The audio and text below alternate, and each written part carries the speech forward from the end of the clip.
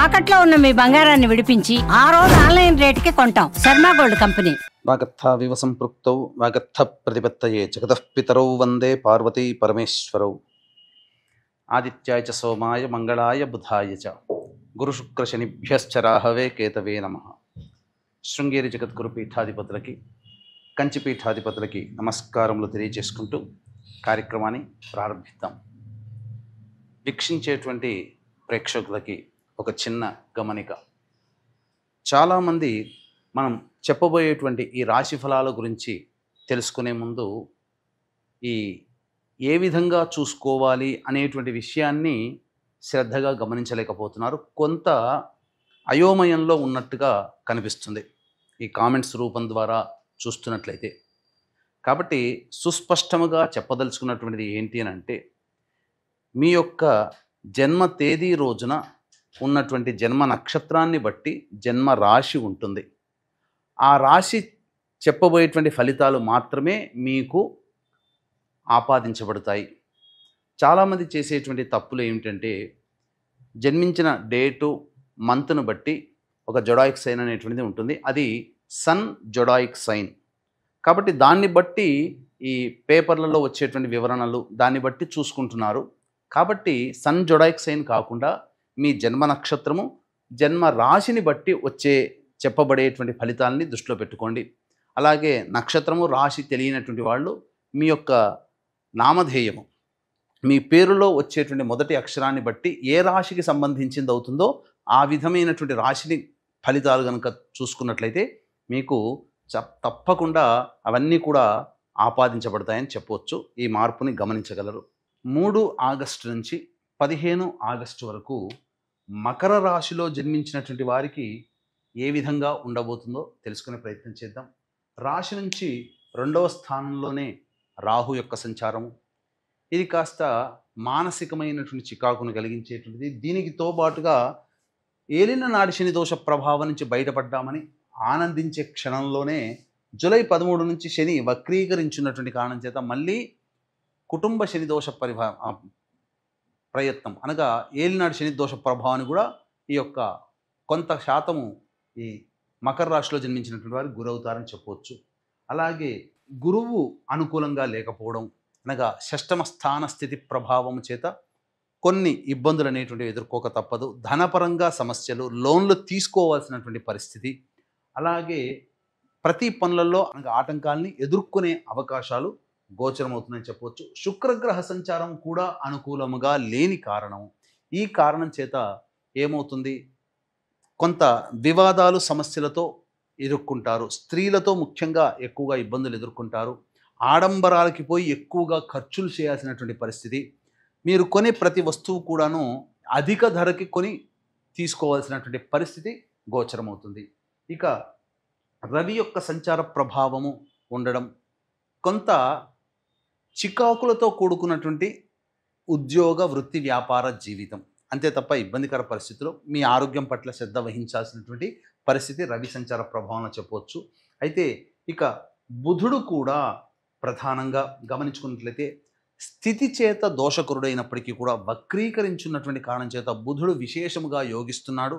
అనూహ్యముగా మీరు పెట్టుబడులు పెట్టినట్లయితే అది మీకు కొంత లాభాన్ని తెచ్చిపెట్టే అవకాశం ఉంటుంది. మీరు తీసుకున్నటువంటి సాధారణంగా తీసుకున్న నిర్ణయమే మీకు గొప్ప యోగాన్ని కలగజేసే అవకాశం బుధ గ్రహము వక్రీకరించినటువంటి కారణం చేత గోచరమవుతుంది.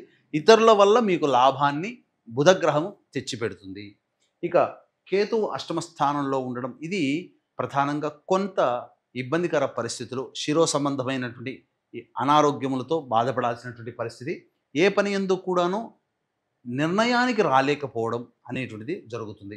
ఇక నవమ స్థానంలో కుజుని యొక్క సంచార ప్రభావం, ఇది కాస్త జాగ్రత్త పడాల్సినటువంటి పరిస్థితి. ముఖ్యంగా ఆస్తి సంబంధమైనటువంటి వివాదాలు ఎక్కువగా జరిగే అవకాశం ఉంటుంది. కోర్టు సంబంధమైన విషయాల్లో కొంత అపజయం జరిగే అవకాశము, లేదా ఆస్తిపాస్తులకు సంబంధించినటువంటి వాగ్వివాదాలు కుటుంబ సభ్యుల మధ్య జరుగుతాయని చెప్పవచ్చు.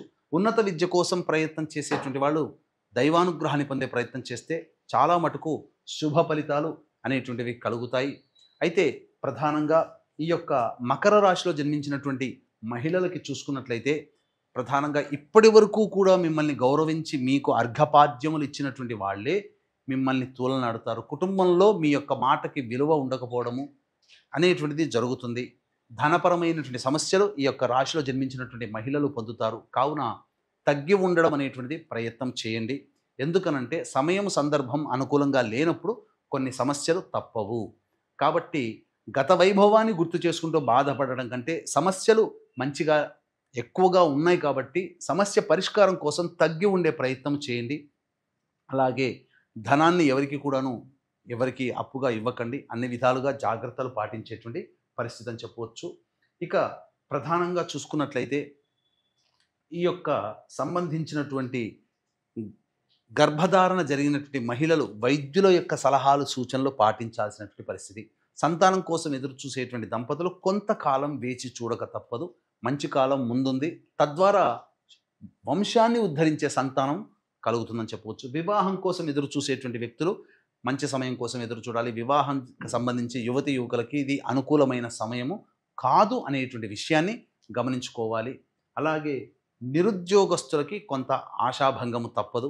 కావున ఏది ఏమైనప్పటికీ కూడాను అన్ని విధాలుగా చూసుకుంటే ఏతావాత ఈ యొక్క మకర రాశిలో జన్మించినటువంటి వారికి 3 నుంచి 15 ఆగస్టు వరకు సాధారణమైనటువంటి ఫలితాలే గోచరమవుతున్నాయి. దైవానుగ్రహం తప్పనిసరి. ఇట్టి దైవానుగ్రహం అందరికీ అందించాలనేటువంటి ఒక సదుద్దేశముతో శ్రావణ లక్ష్మీ పౌర్ణమి వరలక్ష్మి వ్రతము కలిసినటువంటి అద్భుతమైనటువంటి యోగ కాలము ఆగస్టు 8 సాయంకాలం నిశి సమయంలో అనగా 9 గంటలకి మీ జాతకరీత్యా కలుగు విద్య, దాంపత్య, వివాహ, ఆర్థికపరమైన, వ్యాపారపరమైన, అనారోగ్యపరమైనటువంటి సమస్యల నివారణకి మరియు మేష, మిథున, కర్కాటక, సింహ, కన్య, వృశ్చిక, ధనుస్సు, కుంభ, మీన రాశిలో జన్మించినటువంటి వారికి సర్వదోష నివారణ పూజలు హోమాలతో పాటుగా దశమహావిద్యలలో చివరిదైనటువంటి కమలాత్మికా హోమము, లక్ష్మీ మూలమంత్ర సంపుటిత లక్ష్మీ సూక్త హోమము మరియు షోడశ లక్ష్ముల యొక్క హోమాది కార్యక్రమాలు అనేటువంటివి ఈ యొక్క వరలక్ష్మి వ్రతము జరుపుకునే ప్రతి మహిళ కోసమై చేయించేటువంటి కార్యక్రమం. తద్వారా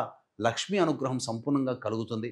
కేవలం 41 మందికి మాత్రమే అవకాశం ఉంది. కాబట్టి అవకాశం ఉన్న వాళ్ళు ఈ యొక్క 8వ తారీఖు రోజున అనగా 6 గంటల లోపల 8వ తారీఖు రోజున మీరు గోత్రనామాలు నమోదు చేసుకోవచ్చు. ఈ కార్యక్రమంలో నమోదు చేసుకున్నటువంటి వాళ్ళకి పూజించినటువంటి తామరమాల అందివ్వడం జరుగుతుంది.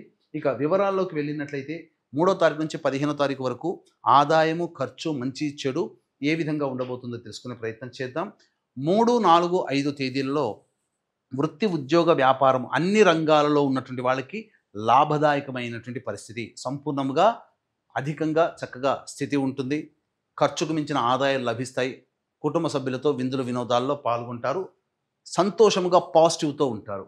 ఇక 6, 7 తారీఖుల్లో మానసిక ప్రశాంతత లోపిస్తుంది. ఖర్చుకు మించిన ఆదాయాలు ఉంటాయి. వృధా కాలయాపన జరుగుతుంది.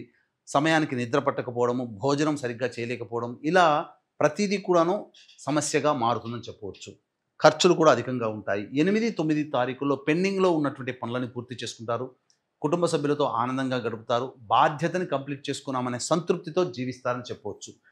ఇక 10, 11, 12 తేదీలలో ఖర్చులు అధికంగా ఉంటాయి. కుటుంబ సభ్యులతో వాగ్వివాదాలు జరుగుతాయి. ప్రశాంతత లేని జీవితాన్ని, ఉద్రేకంతో కూడుకున్నటువంటి లైఫ్ని మీరు చవి చూడక తప్పదు. కాబట్టి జాగ్రత్తలు పాటించండి. 13, 14 తేదీల్లో ప్రశాంతత లేకపోయినప్పటికీ అనుకున్నటువంటి పనులలో విజయాన్ని పొందుతారు. రాని బాకీలు వసూలవుతాయి. ధన ప్రవాహం బాగుంటుంది. సహాయ సహకారాలతో మీకున్నటువంటి పనులన్నీ కూడాను ఇతరుల యొక్క సహాయ సహకారాలతో మీకున్నటువంటి పనులను పూర్తి చేసుకుంటారు. 15వ తారీఖు రోజున తల్లిగారి ఆరోగ్యం పట్ల శ్రద్ధ వహించాలి. వాహన మరమ్మతులకి, గృహ మరమ్మతులకి ఖర్చులు అధికంగా ఉంటాయి. వాహనాన్ని నడిపేటప్పుడు జాగ్రత్తలు పాటించాలి. ఏ తర్వాత చెప్పుకొచ్చేది ఏమిటంటే 6, 7, 10, 11, 12 తేదీల్లో 15 తేదీల్లో ఖర్చులు అధికంగా ఉంటాయి. కాబట్టి జాగ్రత్తలు పాటించండి. ఇక ఈ యొక్క మకర రాశిలో జన్మించినటువంటి వారికి దైవానుగ్రహం తప్పనిసరి. కాబట్టి ఇట్టి దైవానుగ్రహం కోసం ఆగస్టు 8వ తారీఖు రోజున జరిగేటువంటి సర్వదోష నివారణ పూజల హోమాల్లో సాయంత్రం 6 గంటల లోపల మీ గోత్రనామాలు నమోదు చేసుకునే ప్రయత్నం చేయండి. సర్వం శ్రీ ఉమామహేశ్వర పరబ్రహ్మార్పణమస్తు.